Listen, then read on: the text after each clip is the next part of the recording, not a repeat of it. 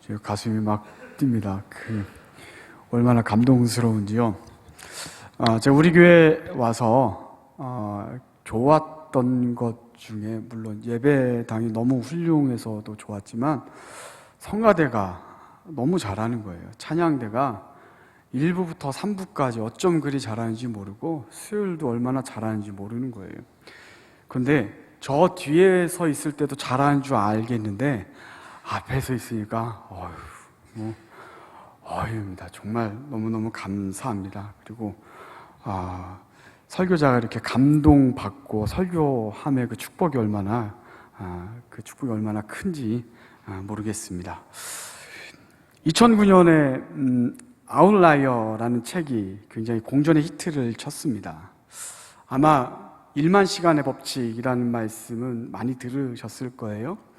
어떤 사람이든 간에 1만 시간을 집중해서 훈련하고 그리고 그 시간을 투자하게 되면 프로나 아니면 전문가가 될 수 있다라고 하는 것이 바로 1만 시간의 법칙이지요.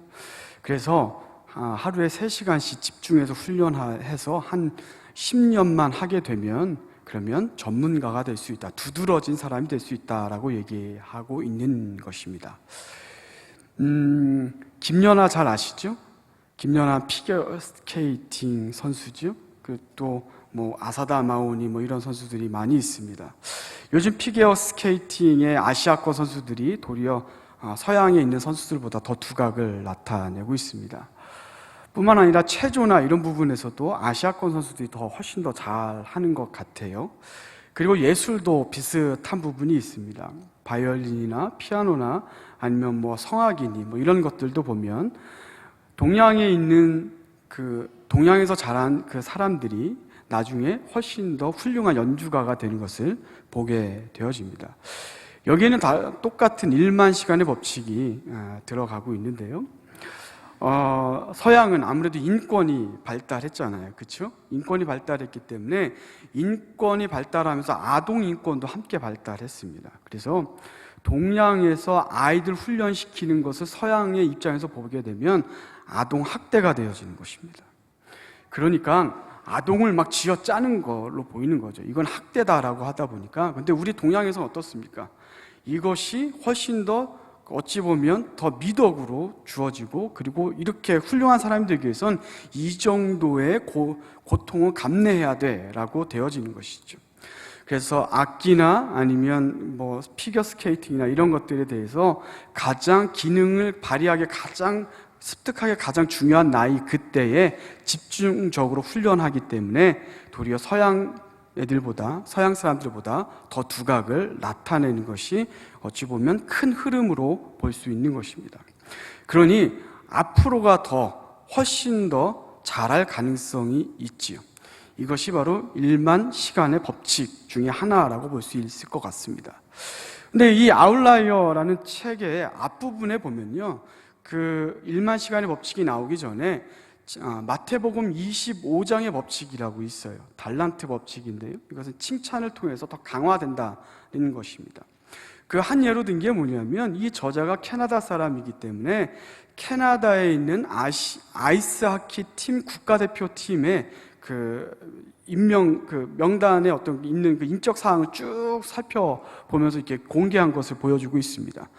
여기서 발견할 것이 무엇이냐라고 묻고 있거든요. 근데 발견할 것이 무엇이냐면 1월부터 3월까지 태어난 선수들이 대부분이었다라고 얘기하는 것입니다. 그리고 더 가서 체코슬로바키아가 2007년에 세계 아이스하키 선수권 대회에서 1위 우승을 하게 되는데요. 21명의 국가대표팀 명단 중에 1월과 2월에 각각 6명이 있고 1월과 2월 태생이 6명이 있고 3월이 4명이 있습니다. 합쳐보니까 16명이에요. 21명 중에 16명이니까 거의 80%가 1월부터 3월까지 태어나게 된 것이죠. 이게 왜 그럴까라고 하냐면 어릴 때일수록 나이보다 원령이 훨씬 더 중요하다는 것이죠. 그러니까 1월에 태어났느냐, 2월에 태어났느냐, 3월에 태어났느냐라는 것이 더 중요하다는 것입니다. 그런데 모집은 어떻게 합니까? 모집은 나이로 모집하잖아요. 1살, 2살, 3살 이렇게 모집하잖아요.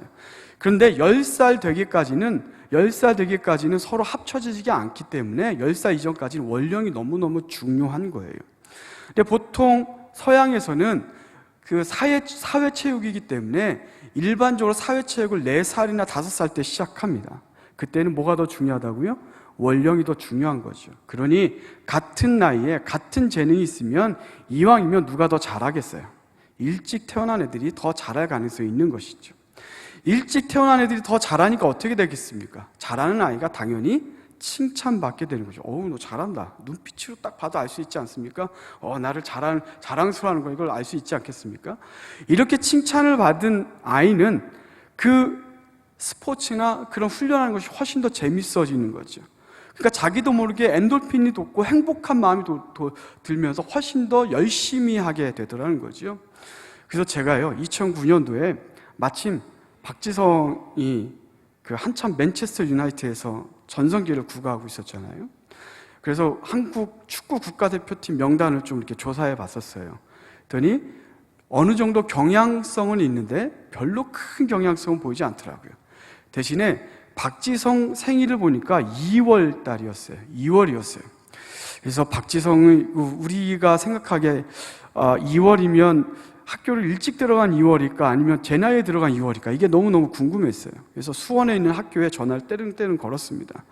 진짜로 걸었어요. 그리고 박지성이요, 그 7살에 학교에 입학했어요? 아니면 8살에 입학했어요? 했더니 7살입니다 하면서 그렇게 대답해 줬습니다. 그래서 제가 예, 감사합니다 하고 끊었거든요. 그러면 이런 법칙이 우리나라에선 깨지는 거잖아요. 그래서 왜 그럴까 생각해 봤는데요, 우리나라는 아무래도 학교에서 스포츠가 시작되죠. 엘리트 스포츠가 시작되잖아요. 보통 4학년 때쯤 시작해요. 그렇죠? 그리고 스포츠가 칭찬요법이 아니라 보통 매질요법으로 들어가죠. 그러니까 다른 방식으로 작동하다 보니까 박지성처럼 인고의 시절을 보내면서, 그럼에도 불구하고 그게 즐거웠고, 그리고 엘리트 스포츠에 젖어들다 보니까 그렇게 훌륭한 선수가 되었구나라는 것을 볼 수 있는 것입니다. 아무튼 이것을 얘기하고 있는 것이 아웃라이어인 것이죠. 이것이 얘기하고자 하는 것은 무엇이냐면, 자기는 행복했어요, 이거 할 때 너무너무 좋았어요 라고 얘기하지만 사실은 가만히 분석해보면 네가 그렇게 된 것에 대한 이유가 있는데 객관적인 이유가 있더라 라는 것을 얘기하는 그런 책이더라는 것입니다. 오늘 본문은 룻기입니다. 제가 1장 일부를 목사님께서 1장 일부를 읽었고 4장 마지막을 읽었습니다. 마음 같아서는 1장 1절부터 4장 마지막 절까지 통독을 하고 싶었습니다. 왜냐하면 제가 오늘 1장부터 4장까지 쭉 훑을 거거든요. 그냥 쭉 볼 거거든요. 룻기는 좀 다 봐야 된다는 생각 때문에 그렇거든요. 그런데 다 읽으면 시간이 너무 많이 걸리니까 일부만 읽었습니다. 룻기는 이렇게 시작되고 있어요. 이때는 사사가 다스리던 때였다라고 얘기하고 있습니다. 무슨 말이냐면 룻기의 시대적 배경은 사사기 시절이다라고 얘기하는 것입니다. 그때 베들레헴 땅에 누가 살았냐면 엘리멜렉과 나오미와 그의 아들들인 기럨과 말론이 살았대요. 근데 베들레헴 땅에 가뭄이 들었대요. 가뭄이 들어서 그곳에 살 수 없게 된 그 가족이 어디로 이주하게 되냐면 모압 땅으로 이주하게 되는 것입니다. 모압 땅에 이주해서 몇 년이 지났는지 모르지만 아버지인 엘리멜렉이 먼저 죽게 됩니다. 그리고 그 후에 기럨과 말론은 결혼하지요. 오르바와 그리고 룻과 함께 결혼하게 되는 것입니다. 아마도 기럨은 오르바와 결혼한 것 같고요, 말론은 룻과 결혼한 것 같습니다. 그것이 4장에 나중에 나오게 됩니다. 그렇게 살다가 모압에 이주한 지 10년 만에 두 아들이 다 죽게 됩니다. 그러니까 엘리멜렉이 먼저 죽었고, 그리고 기럨이 죽었고, 말론도 죽은 것입니다. 모든 남자가 다 죽은 거예요. 이것은 심각한 문제가 야기되게 됩니다. 고대 사회에서, 특별히 고대 근동에서 세 부류의 사람들은 그 지역에서 소외된 사람이 되고 살기 힘든 사람이 되어지게 되는 것입니다. 그 세 부류가 누구냐면 고아와 과부와 나그네인 것입니다. 고아는 고아니까 살기 힘들고요, 그리고 과부는 과부니까 힘들고 나그네는 이방 사람이니까 힘든 것이죠. 그때는 국가가 형성되기 전이니까 마을과 마을 혹은 공동체와 공동체 사이에서 다른 데서 오면 당연히 나그네가 되는 것이죠. 옛날 개역 한글에서는 객이라고 되어 있습니다. 이방인 혹은 외국인이라고 하지 않은 이유는 바로 그런 이유 때문에 그런 것 같습니다.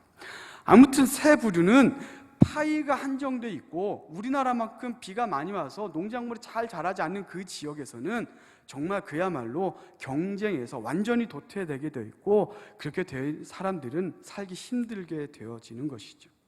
그런데 바로 나오미와 오르바와 룻이 바로 과부가 되었다는 것입니다. 여기 한 가지 문제가 더 생깁니다. 어떤 문제가 생기냐면 이 모압 땅에서 나오미는 이방 나그네가 되어지는 것입니다. 나그네가 되어지는 것이죠. 과부인 것만으로도 힘들어 죽겠는데 거기다가 객이 된 거예요. 나그네가 된 거예요. 그러니 살 길이 없는 것이죠. 그래서 이 나오미는 두 며느리를 부릅니다. 그리고 너희들은 이제 떠나가라. 너희 부모의 땅으로, 너희 고향의 땅으로 떠나가라 라고 얘기를 하게 됩니다. 처음에 다 거절하죠. 못 갑니다. 어떻게 어머니를 두고 어떻게 갑니까? 라고 얘기합니다. 두 며느리가 다 그렇게 하죠. 그때 나오미가 얘기하죠. 너도 알고 나도 알고 다 아는 것이 무엇이냐? 우리 둘 다 과부 아니냐? 이 땅에서 살기 힘든 것 다 알지 않느냐? 그러면 내가 살아가려면 나는 그나마 베들레헴 가면 그래도 뭔가 좀 빌어먹고라도 살 수 있겠지. 그런데 문제는 뭐냐면 너희들을 데려가게 되면 나는 이곳에서 나그네이고 너희들은 그곳에서 나그네인 것이야. 어디 가든지 과부이지만 나는 그곳에 가면 나그네가 아니라 내 고향 땅이지만 너희 둘은 그곳에 가면 나그네가 되는 것이야. 게다가 이제 혹여라도 아들이라도 낳아서 이제 다 키워서 너희들에게 준다고 해도 이제 시간이 없지 않니? 그러니까 우리 헤어지자라고 이렇게 얘기를 하는 것입니다. 타당했습니다. 왜냐하면 먹고 살아야 되니까요. 생명을 부지해야 되니까요. 그러니까 오르바는 울면서 시어머니를 떠나게 되는 것입니다. 그 다음에 룻이 곧 이어서 오늘 읽은 말씀을 하고 있는 것이죠. 나로 어머니를 떠나서 그리고 어머니를 따르지 말고 떠나가라 강권하지 마옵소서. 어머니께서 가시는 곳에 나도 가고 어머니께서 유숙하시는 곳에 머무는 곳에서 나도 머물겠나이다. 어머니의 백성이 나의 백성이 되고 어머니 하나님이 나의 하나님이 되시리니 죽는 것 외에 어머니와 내가 떨어지는 있다면 내가 저주를 받을 것입니다 라고 얘기하는 것입니다. 이것은 가슴으로 얘기하고 있는 것이죠. 여기에는 두 가지 중요한 코드가 들어가 있습니다. 한 코드는 우리가 익히 잘 알고 있는 것이죠. 뭐예요? 효심이죠. 어찌 내가 아무리 살기 힘들다고 해서 노인이 대신 어머니를 홀로 두고 갈 수 있겠습니까? 그럴 수 없습니다 라고 하는 그런 마음이 있는 것입니다. 그런데 또 두 번째가 있습니다. 무엇이냐면 어머니의 하나님이 나의 하나님이 되시리니 라는 말씀에 있는 것입니다. 무슨 말씀이겠어요? 어머니가 믿었던 그 하나님, 내 남편이 믿었던 그 하나님, 시아버지가 믿던 그 하나님이 이미 나의 하나님이 되셨다는 것입니다. 그러니 영적으로, 비록 육체적으로, 육신으로는 이 땅이 나의 고향이지만, 이 땅이 내가 사는 곳이지만, 그러나 영적으로는 이곳에서 내가 나그네임을 선포하고 있는 것입니다. 그러니 어머니께서 가시는 그곳, 하나님이 계시는 그곳, 하나님을 섬기는 그곳, 그곳이 나의 고향입니다 라고 고백하는 그런 담대함과 신앙이 그 안에 있더라는 것입니다. 그러니 룻은 너무나 귀한 고백을 하고 있는 것이죠. 효심과 더불어서 신앙 고백을 하고 있는 것입니다. 더 이상 말릴 수 없게 된 나오미는 룻을 데리고 룻과 함께 그의 땅 베들레헴으로 돌아갑니다. 그 1장 마지막 절엔 이렇게 하면서 끝나고 있습니다. 보리 추수 때니라. 맥추절이죠. 그렇죠? 맥추 감사절기입니다. 이런 가운데 2장이 시작되고 있습니다. 어머니, 지금 보리를 추수하는 때이니 그 밭에 가서 이삭이라도 주어야 되겠습니다 라고 말씀을 드립니다. 여기는 그 율법이 들어가 있어요. 레위기 23장 22절에 보면 반 모퉁이에 있는 것을 베지 말며 그리고 단에서 나온 이삭을 줍지 말아라. 이것은 가난한 자와 고아와 과부와 객을 위한 식량이니 라는 말씀이 레위기 23장 22절에 있습니다. 그러니 그곳에 있는 가난한 자였던 룻은 당연히 어머니께 말씀드리고 밭으로 나가게 되는 것입니다. 밭에 나가서 열심히 줍습니다. 아마 새벽 6시부터 나가서 주웠겠죠? 그때부터 주웠을 것 같습니다. 열심히 줍습니다.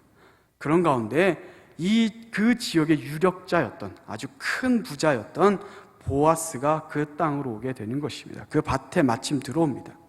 밭에 왔더니 마침 못 보던 여인이 있는 거예요. 저 소녀는 누구냐라고 물어요. 저 소녀는 누구냐라는 것으로 볼 때 보아스 자체도 매우 나이가 많은 사람이었던 것 같습니다. 그랬더니 종들이 이렇게 얘기합니다. 저 소녀가 바로 룻입니다 라고 얘기합니다. 알아들었던 것 같아요. 그리고 종들에게 얘기합니다.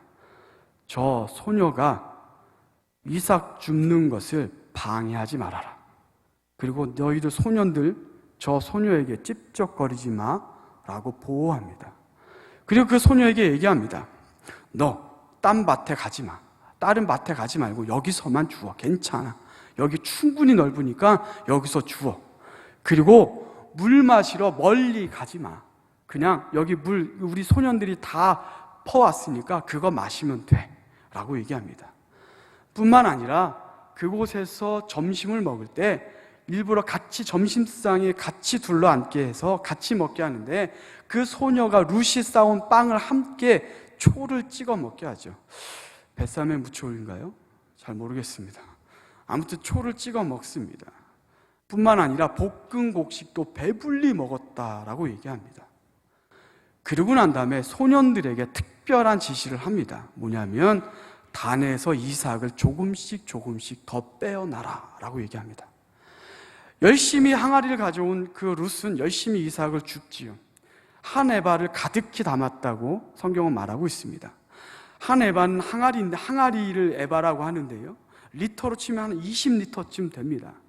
그리고 가득 담았을 때 키로로 하면 15kg쯤 됩니다. 이것을 언제까지 하냐면 추수가 끝날 때까지 우리 밭에 와서 주어라 라고 얘기를 합니다. 일주일이면 대충 계산해 보니까 안식일은 쉬어야 되잖아요. 그러니까 6일, 주 6일이니까 15kg씩 주우면 한 90kg쯤 될 것 같아요. 2주를 주우면 90kg 곱하기 2주니까 180kg 주울 것 같아요. 어마어마한 거죠. 뭐 충분히 먹고 살 것 같아요. 특히나 어머니와 자기가 딱 살아야 되니까, 게다가 만약에 몸매를 이렇게 관리한다면 굉장히 다이어트 해야 되지 않겠습니까? 굉장히 오랜 기간 동안 먹을 수 있는 양인 것 같습니다. 이것을 어머니가 본 것이죠. 그리고 난 다음에 이렇게 얘기합니다. 그는 우리의 기업 물을 자니라. 이것은 무엇이냐면, 이렇게 해서 3장으로 넘어가는데요, 이것은 무엇이냐면 그 당시 형사취수제라는 제도가 있었습니다. 그러니까 형제가 죽으면 죽을 사자, 취수제, 그 아내를 취하는 제도인 것입니다. 이것은 주로 유목민에게 있는 제도인데요, 왜냐하면 자기의 재산이 만약에 홀로 있게 되면 이 가업의 재산이 다른 데로 흘러갈 수 있기 때문에 그 재산을 보호하기 위해서 이런 제도가 있고, 뿐만 아니라 혼자 있게 되면, 아무래도 여인이 홀로 있게 되면 그가 보호받지 못하기 때문에 그를 보호하기 위해서 그런 제도가 생긴 것 같습니다. 오늘날 현대의 눈으로 그것을 보게 되면 시험거리지만, 그냥 그 시대의 눈으로 보게 되면 그것 또한 은혜가 되는 것이죠. 그리하 해서 밭에 가서 미리 누워있다가 발을 가리워 주옵소서라고 얘기하게 되죠. 그리고 이제 19금 얘기가 이렇게 나오려고 하다가 아이들이 있기 때문에 그냥 슥 흘러서 3장과 4장으로 가서 더 가까운 친척이 있다라고 얘기하고, 그에게 그 기업을 모르겠느냐 물었더니 신발을 거꾸로 탁 던지면서 나는 괜찮아 안 해 라고 얘기하자, 그리고 난 다음에 룻과 결혼하였다라고 하게 되죠. 그리고 그가 누구냐 하면 그가 오벳을 낳았으니 오벳은 이새의 아들 다윗의 할아버지더라, 이렇게 하면서 끝내고 있는 것입니다. 성경은 이렇게 맞춰도 돼요. 성경 이대로도 완벽한 거예요. 그런데 어찌된 영문인지 우리가 읽은 이 족보가 갑자기 들어왔어요. 게다가 베레스부터 들어왔습니다. 베레스는요, 유다가 다말에게서 낳은 그 자녀이거든요. 거기부터 들어옵니다. 그리고 마지막에 누가 끝나냐면 다윗으로 마치고 있는 것입니다. 눈치채셨습니까? 무엇이냐면 이 룻기는 바로 다윗을 위한 말씀이라는 것입니다. 그러니까 다윗이라고 하는 이 훌륭하고 이 아웃라이어인 왕이 그냥 되어진 것이 아니라, 지가 잘나서 된 것이 아니라, 이렇게 훌륭한 믿음의 증조할머니인 룻과 보아스가 있었고, 뿐만 아니라 그렇게 굴러들어온 그 이웃을 선대했던 베들레헴이라고 하는 그런 선한 공동체가 있었다라고 말하고 있는 것입니다. 그런 훌륭한 왕은 그냥 태어나는 것이 아니라 이런 가문과 이런 공동체와 이런 마을을 통해서 태어나더라라고 얘기하고 있는 것이죠. 첫째 왕이 누구였습니까? 사울 왕이죠. 사울 왕이 어떻게 뽑혔냐면 9장 1, 2절에 보면 그의 어깨가 모든 사람보다 하나하나 더하더라 라고 되어 있어요. 그렇죠? 그것은 이렇게 해석해도 되지 않을까요?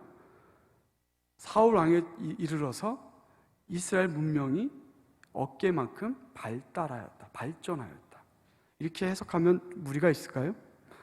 그런데 그가 믿음으로 하나님으로부터 실패한 왕으로 그렇게 판명이 났다라고 하는 것입니다.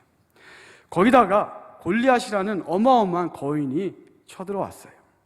골리앗은 성경이 뭐라고 얘기하고 있냐면 6규빗에 얼음병으로 한 뼘 더한다라고 얘기가 되어 있습니다.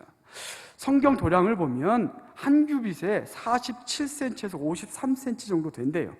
어떤 데는 보수적으로 잡으면 한 45cm라고 얘기하는 데도 있어요. 근데 저는 제 마음대로 그냥 50cm라고 얘기해 봅니다. 50cm로 잡으면 6규빗이면 몇 미터예요? 3미터죠. 그렇죠?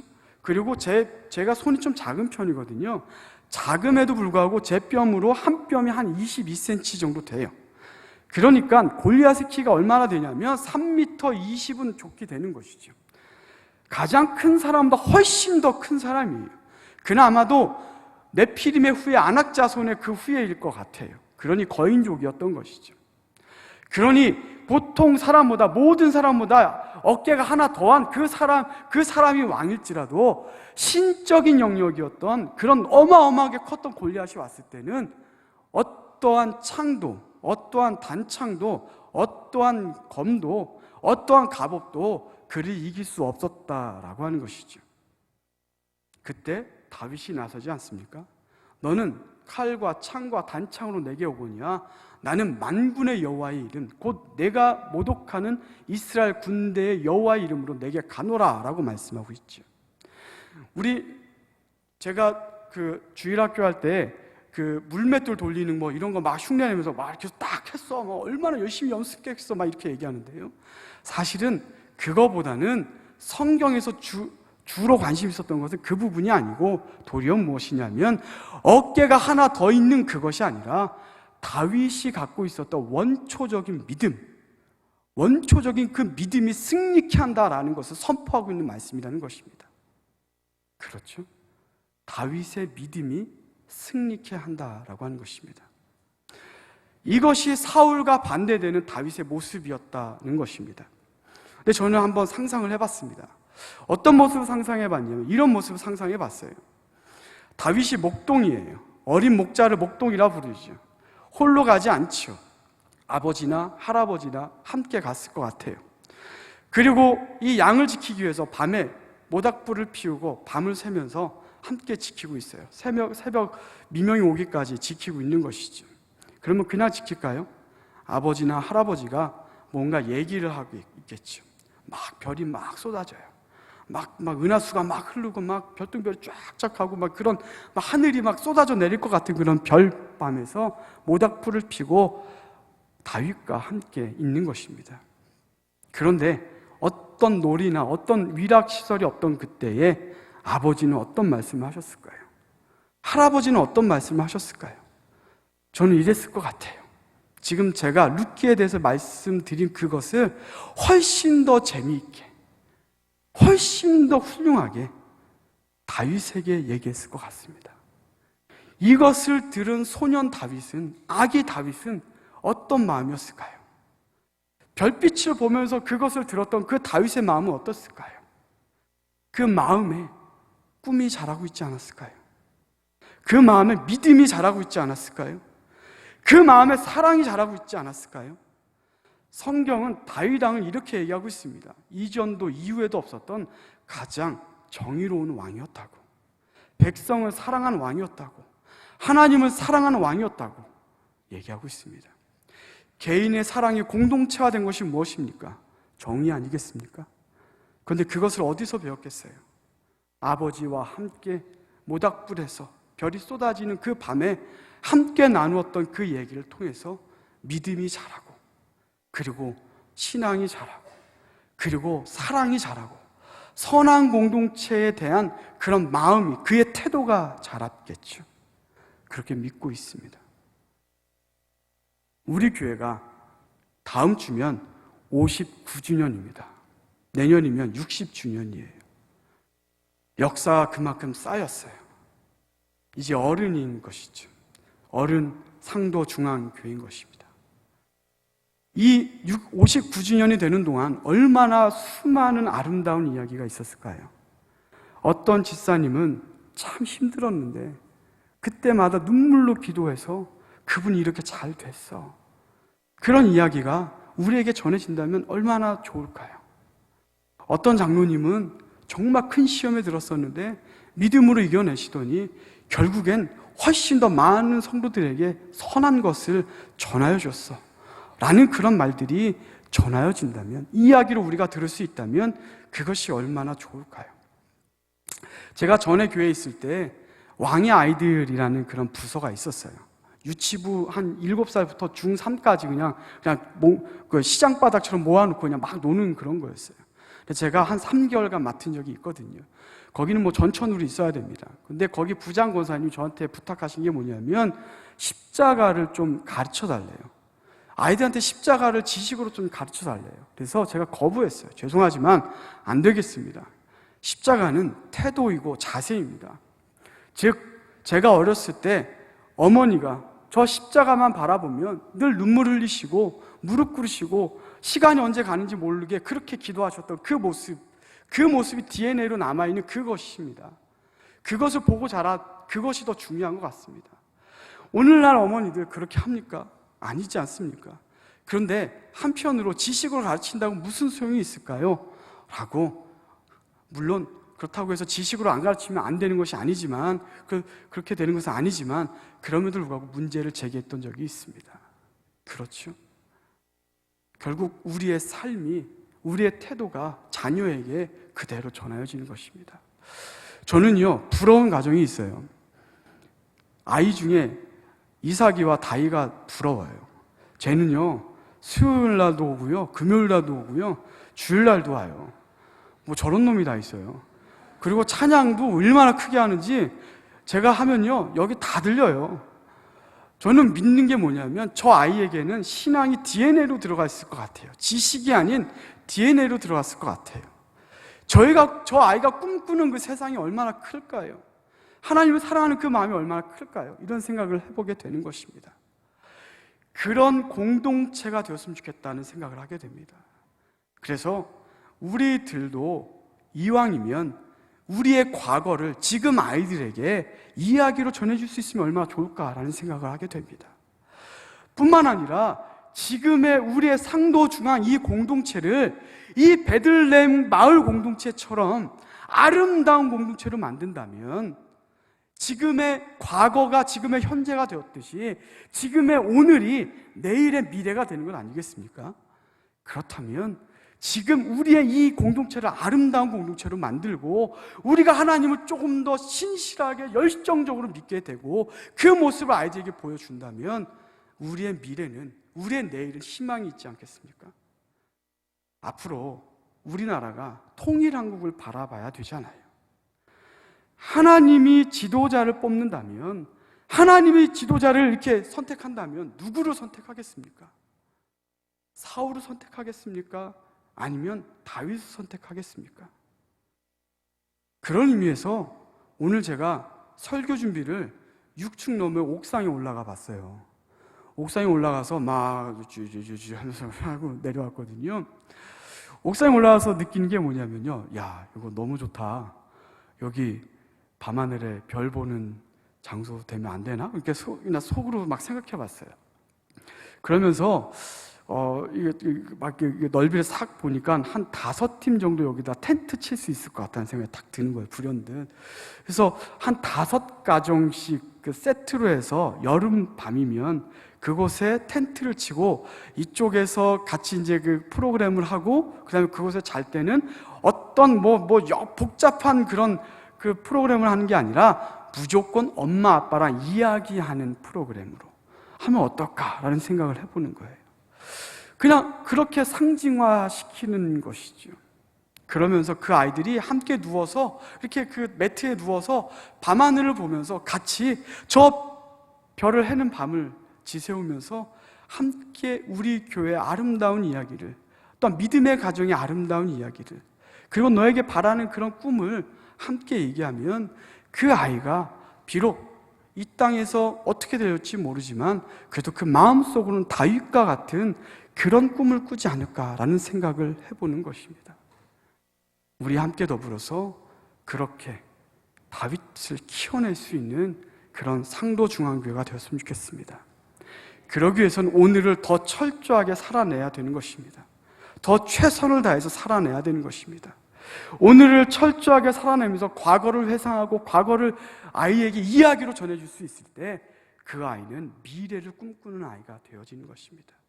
이렇게 꿈꾸는 교회가 됐을 때 상도중앙을 통해서 정말 위대한 이 대한민국을, 또 이 세계를 품은 아이들이 자라나는 귀하고 복된 교회 되기를 간절히 바라겠습니다. 기도하겠습니다. 하나님 감사합니다.